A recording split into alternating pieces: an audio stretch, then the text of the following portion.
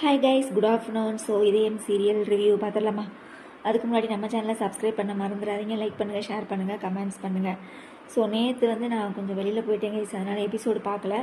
இன்றைக்கி மார்னிங் தான் பார்த்தேன். ஸோ என்ன நடக்குது அப்படிங்கிறத நேற்று எபிசோடையும் இன்றைக்கி எபிசோடையும் நம்ம சேர்த்தே பேசிடலாம். வீடியோ கொஞ்சம் லென்த்தாக தான் இருக்கும், கொஞ்சம் அட்ஜஸ்ட் பண்ணிக்கோங்க சரியா? நேற்று எபிசோடு இன்றைக்கி எபிசோடும் சேர்த்து பேசுறதுனால அது போக மற்ற சீரியல்லாம் பேசணும் இல்லையா? ஸோ அதனால் வீடியோ கொஞ்சம் லென்த்தாக தான் இருக்கும், கொஞ்சம் அட்ஜஸ்ட் பண்ணிக்கோங்க சரியா? ஸோ நேற்று என்ன நடந்தது அப்படிங்கிறத நம்ம ஷார்ட்டாக பார்த்துடலாம். அதாவது என்ன நடக்குது அப்படின்னா, நம்ம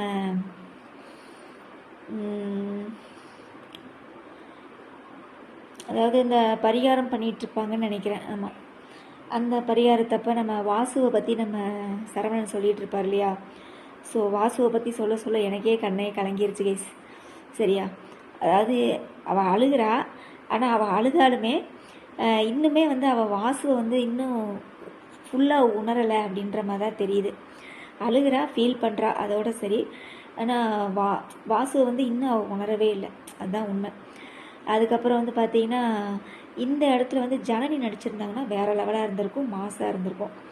ஸோ பல்லவி அப்படின்றதுனால கொஞ்சம் அதில் சுமாராக தான் இருக்குது வச்சுக்கோங்களேன். ஸோ அதுக்கப்புறம் வீட்டுக்கு போகலாம் அப்படிங்கிறா, பரிகாரம் பண்ணாமல் வீட்டுக்கு போகலாங்கிறா. உடனே எல்லாம் சேர்ந்து இருக்க வைக்கிறாங்க. அதுக்கப்புறம் நம்ம சரவணன் விருந்துக்கு கூப்பிடுறாரு, வீட்டுக்கு போகிறாங்க. அந்த வீடு பார்த்தீங்க அப்படின்னா யாரோட வீடு அப்படிங்கிறது உங்களுக்கே தெரியும். நம்ம ஆதி ஜனனி தமிழ் பாப்பா இருந்த வீடு சரிங்களா? அதாவது சரவணன் உள்ளே கூட்டிகிட்டு போகிற வீடு அந்த வீடுங்க. ஆனால் அவங்க ஊஞ்சல் உட்காந்து ஆடுவாங்க பார்த்துருக்கீங்களா? அந்த வீடு பார்த்திங்கன்னா நம்ம ஆண்டாள் அழகர் இருந்த நம்ம தர்மலிங்க ஐயா வீடு. ஆனால் அந்த வீட்டுக்கு தான் கூட்டிகிட்டு போகிறான். ஆனால் அந்த கிழவிக்கெலாம் யாவுமே இல்லையா? அந்த கிழவி அந்த லட்சுமி அம்மாலாம் அங்கே தானே இருந்தது. அதெல்லாம் எதுவுமே நம்ம வீடு தானே அப்படின்னு சொல்லி யாவுமே இல்லையா? சரி ஓகேடா, அது முழுசாக சரவணன் வீடா அப்படியே நம்மளை கன்வெர்ட் பண்ணி காமிக்கிறாங்களாமா. சரி ஓகே, இருந்துட்டு போகுது விடுங்க. அப்புறம் எனக்கு அந்த உள்ளே நுழைஞ்ச உடனே அந்த ரூமு, அந்த சோஃபா இதெல்லாமே ஜனனியை பார்த்த மாதிரியே ஒரு ஃபீலாக இருந்தது. ஜனனி, ஆதி எல்லாருமே அங்கே தானே இருப்பாங்க, தமிழ் பாப்பா எல்லாருமே அங்கே தானே இருந்தாங்க. ஸோ எனக்கு அந்த ஃபீலிங்ஸ் தான் வந்துச்சு. அதுக்கப்புறம் அந்த ஊஞ்சலான விதமாக இருக்கட்டும் எல்லாமே நல்லா இருந்தது. ஆனால் பாரதி வாசு அவன் சரவணன் சொன்னதெல்லாம் நினச்சி பார்க்குறா.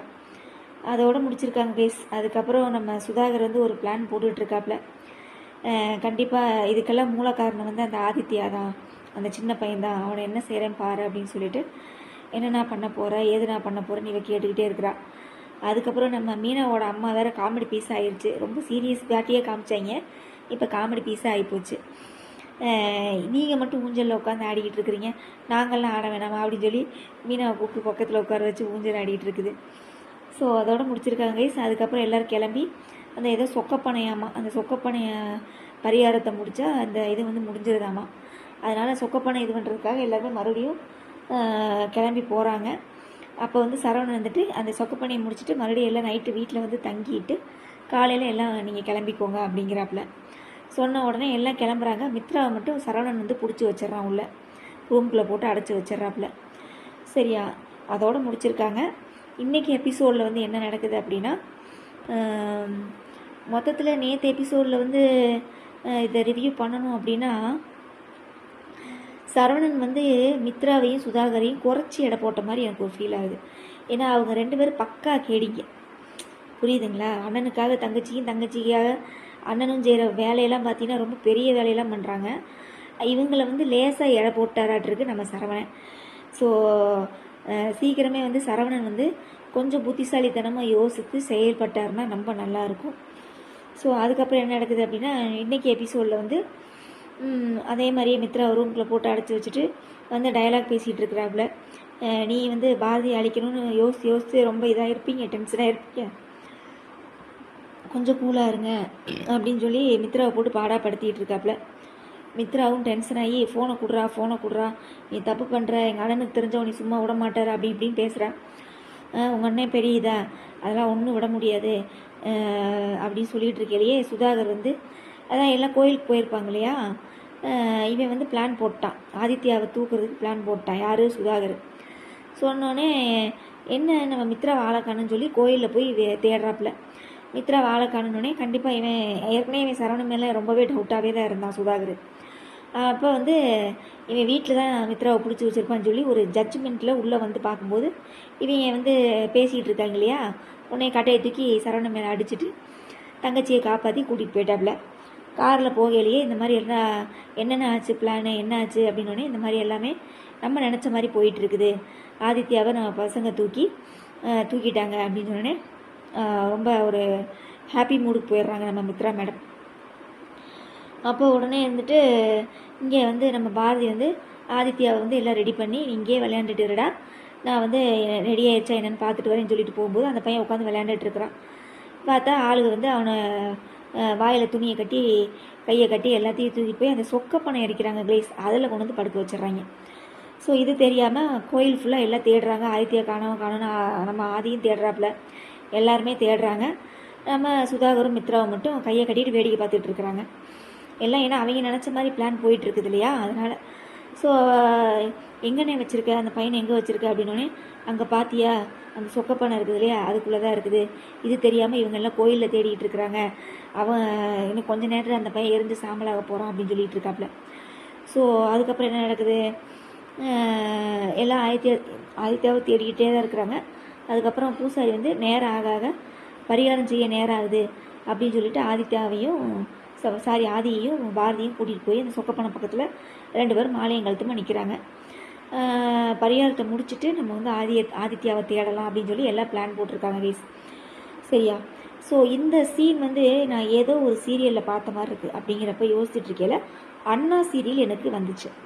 ஏன்னா ஜீ தமிழை பொறுத்தளவு ஒரு சீரியலில் ஒன்றுனா அதே சீரியலில் தான் எல்லாமே நடக்கும், சரிங்களா.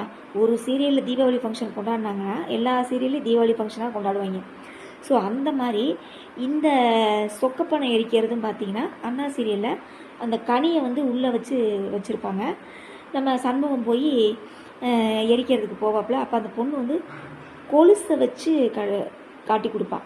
கொலுசு சத்தம் இருக்கு இல்லையா, அதை வச்சு காட்டி கொடுப்பான்.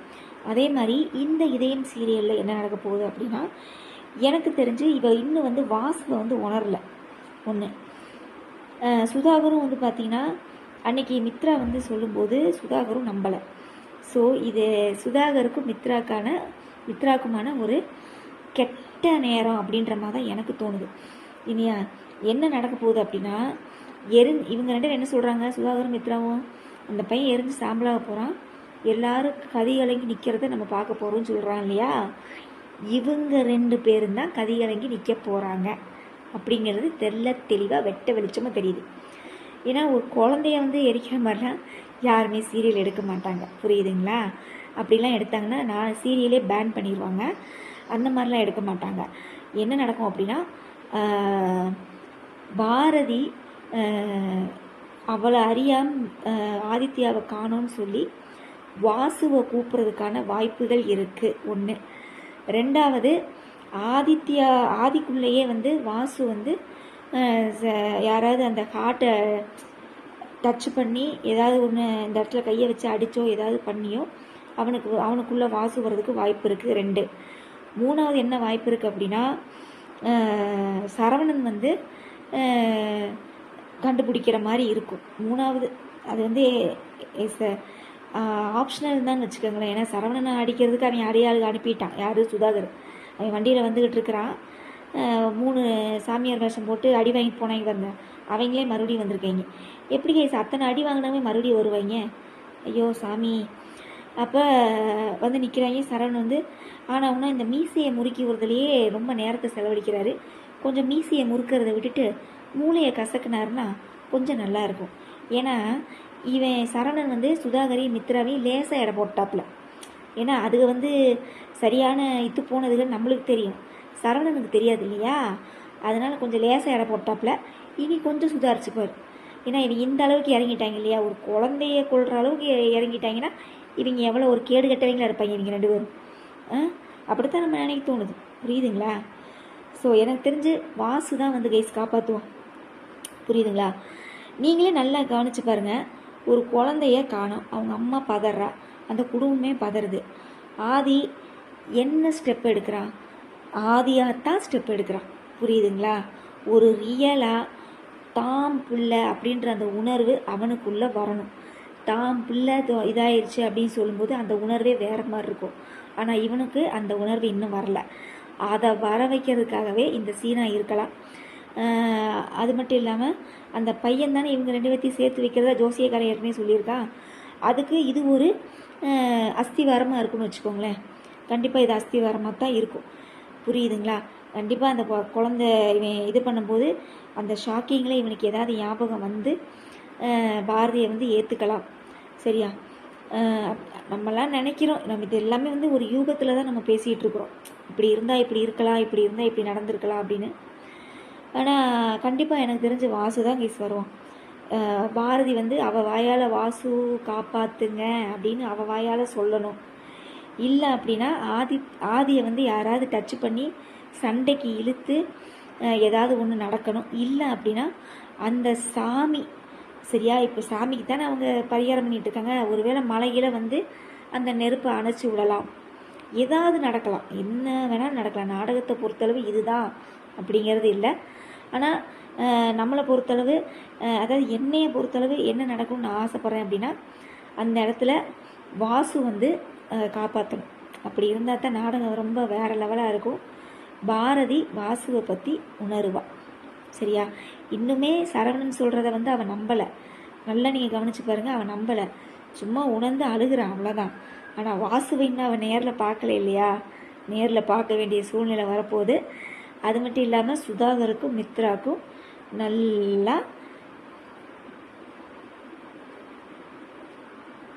கிடைக்க போகுது. நல்லா 2 பேர்த்தையும் நல்லா உட்கார வச்சு உச்சாந்தலில் வச்சு நங்கு நங்கு நங்கு நங்கு நல்லா அடிக்கணும்.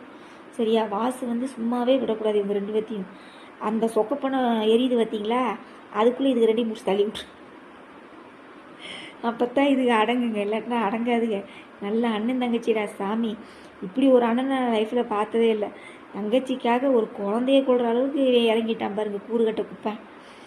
அப்புறம் அவ்வளோதான் கைஸ், வேறு என்ன. இன்றைக்கி எபிசோடு நம்ம ரிவ்யூ பண்ணியாச்சு.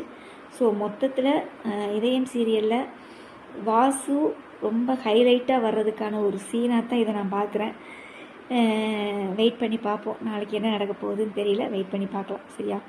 மித்ராவுக்கும் சுதாகருக்கும் ஆப்பு வரப்போதா, இல்லை வாசு வந்து ஆப்பு வைக்க போகிறாரா, இல்லை யார் ஆப்பு வைக்க போகிறா, அந்த சாமியை வந்து அந்த குழந்தையை காப்பாற்ற போதா என்னன்றதை வெயிட் பண்ணி நாளைக்கு பார்க்கலாம். ஓகேவா?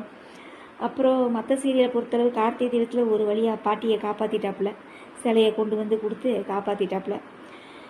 இதுக்கு இடையில வந்து நம்ம சாமுண்டீஸ்வரிக்கிட்ட அந்த அம்மா, அந்த டிடெக்டிவ் அம்மா வந்து உண்மையை சொல்ல போகுது. தொழிலுக்கு துரோகம் பண்ணக்கூடாதாம்மா, அதனால் சொல்ல போதாம்மா. Okay, ton.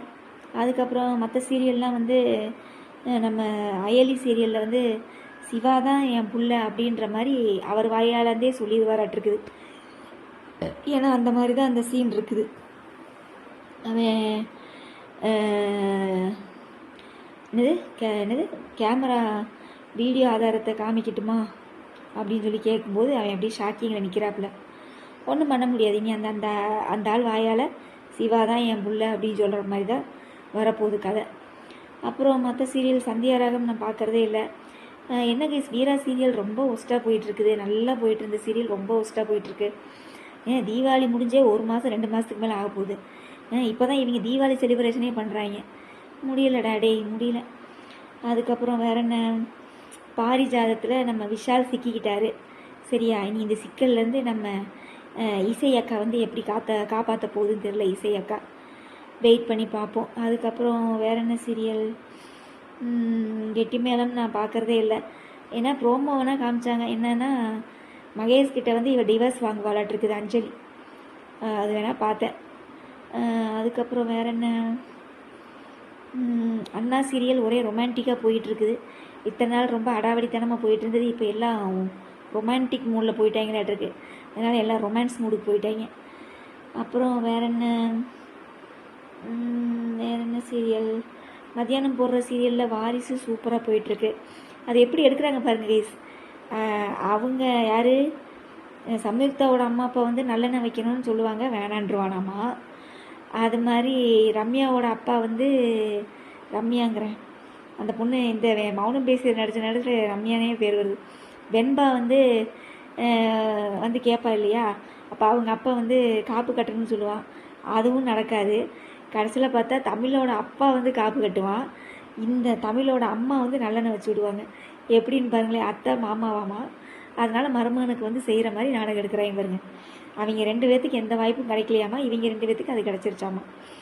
அப்புறம் நம்ம சம்யுக்தாவோட சுயரூபம் தெரிஞ்சு தமிழ் போய் உங்களை இப்பயே நான் ஜனாமாட்ட சொல்கிறேன் அப்படின்னு சொல்ல போது அண்ணன் கேஸ் அவ்வளோ இரும்பு கம்பியால் அடிக்கிற மாதிரி இருக்குது, மண்டையிலேருந்து ஒரு சொத்து ரத்தம் கூட வரவே இல்லை, அப்படியே மயக்கம் போட்டவங்கம்மா. அவ்வளோதான் கேஸ், வேறு என்ன, எல்லா சீரியலும் பேசியாச்சுன்னு நினைக்கிறேன். சின்னஞ்சிறு கிளியே இந்து வந்து அந்த பொண்ணை காப்பாற்றினாலா காப்பாற்றலையான்னு தெரியல, நான் ஏன்னா அதை பார்க்குறதே இல்லை. அப்புறம் வேறு என்ன சீரியல், திருமாங்கல்யம் யார் யாராவது பார்க்குறீங்க கமெண்ட்ஸில் சொல்லுங்கள், அந்த நாடகம் எப்படி போயிட்டுருக்குன்னு. எனக்கு தெரிஞ்ச அந்த நாடகம் வந்து மாரியோட ஃபஸ்ட் ஆஃப் மாதிரியே இருக்குது கேஸ். மாரி சீரியல் இருக்கு இல்லையா, அதோட ஃபஸ்ட் ஆஃப் மாதிரியே இருக்குது.